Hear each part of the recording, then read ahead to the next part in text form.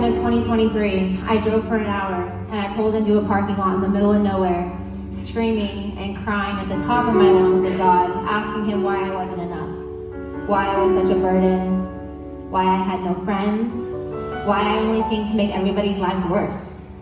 Why did I have such severe depression? Why was I struggling so much my entire life? So all I wanted was to relieve everybody of the burden of my presence.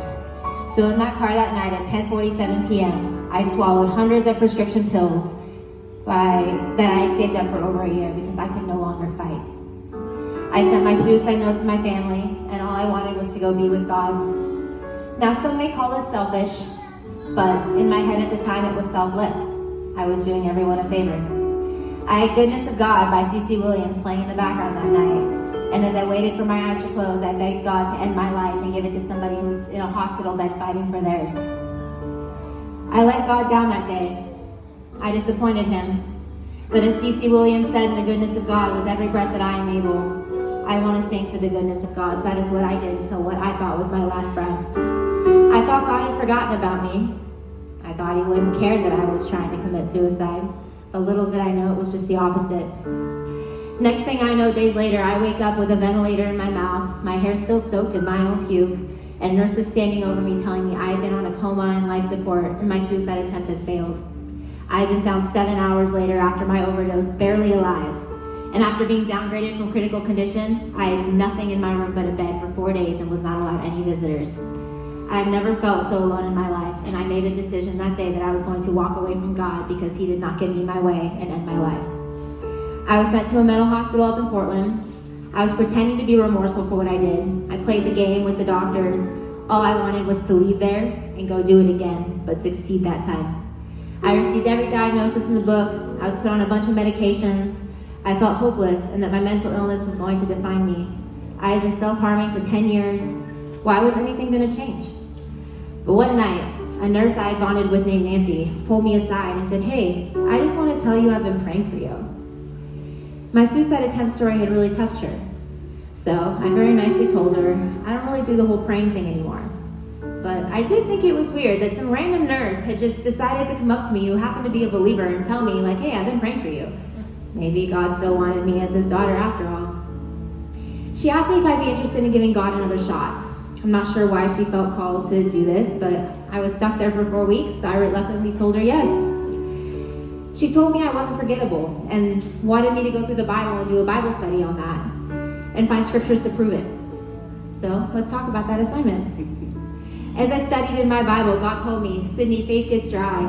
You're going to doubt me. There's nights when you lose your faith. There are going to be days when you give up hope. There is disappointment. There is shame. But Sydney, call me from the end of your rope and I will give you everything I have. But there is only one thing you're going to need, and that is love, reminded by the joy of my presence." Psalm 139, "I am fearfully and wonderfully made." Deuteronomy 14:2, "You have been set apart as holy to God. He has chosen you from all the nations of the earth to be his own special treasure." Psalm 119, "Your hands made me." God made me special. He didn't just throw me together like someone he'd forget about. Whether we know it or not, he is fighting for us when we can't fight for ourselves. I was in a coma, barely alive, and God fought for me. Matthew 25:36, "I needed clothes and you clothed me. I was sick and you looked after me. I was in prison and you came to visit me." I learned so much from this assignment. But God tested me after this assignment. I lost everything. I lost my home. I couldn't pay for it while I was hospitalized. I was fired from both of my jobs. I lost everything I had known for the previous 5 years, and I felt helpless and forgotten, and I struggled with shame every day since for trying to throw away my life, something God so carefully designed for me. As I left that hospital, I was devastated. Nurse-patient protocol stated that Nancy and I could not keep in touch. I couldn't know a single thing about her. So how could somebody who brought me back to God and saved my life, saved me from going out and attempting again, be so temporary?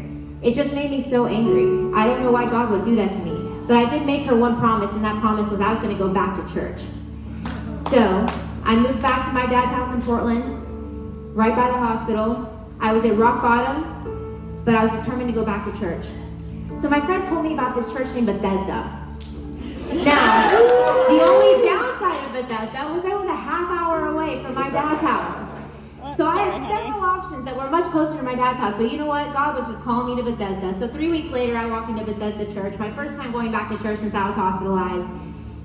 Guess who walks in and coincidentally sits next to me across the aisle? Nurse Nancy. How did we end up? Nancy, where you at? There she is. She's right there. How did we end up at the same church in Vancouver, Washington, out of every church in the Portland area?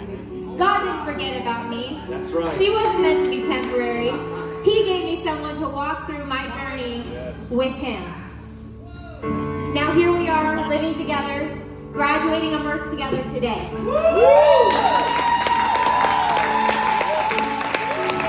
Now, Immerse taught me to dig even deeper into my wounds and realize God's promises are yes and amen. He hasn't forgotten me, and through Immerse, He's been there with me every step of the way as I uncover my trauma, the PTSD, and lean on Him to get me through it. He forgives me. I am still worthy of being His daughter, even though I gave up on my life. And most importantly, He wants me to forgive myself. I am not my mistakes. I am not my past. I am not my mental illness. Those things don't define me. God defines me. And He must have a glorious plan for me. And I come to find out, after leaving the hospital, that place in the middle of nowhere that I attempted suicide was a church parking lot. I also come to find out that no police officer or ambulance could find me for those 7 hours. My dad joined the search, and God led my dad down random country roads where He found me. My godly father couldn't physically be there, but He had His arms wrapped around me. He made sure my earthly father was there instead. Yes. Psalm 18:19, He brought me out of a spacious place. He rescued me because He delighted in me. Now, I'm not going to lie and say everything's all perfect. I still battle. You know, there's still PTSD, there's still shame, there's still depression. But the difference is now I know God is with me. He won't ever let me suffer alone. I will never be too much for Him. So when God reminds me of His character, He reminds me of 1 Corinthians 13:4-8, God edition. God is patient, God is kind, God does not envy, God does not boast, God is not proud, God is not rude, God is not self-seeking, God is not easily angered, God keeps no record of wrongs, God does not delight in evil but rejoices with the truth, God always protects, always trusts, always hopes, always perseveres, God never fails. Every time I walk into this church, Ben and Tisha give me a hug and they whisper in my ear that they are proud of me. And for the first time, thanks to God, I am proud of myself.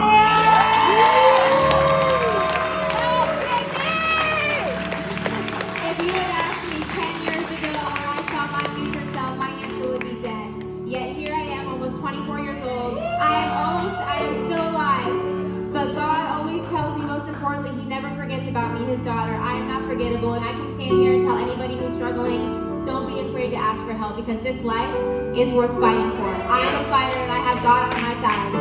And He is on my side.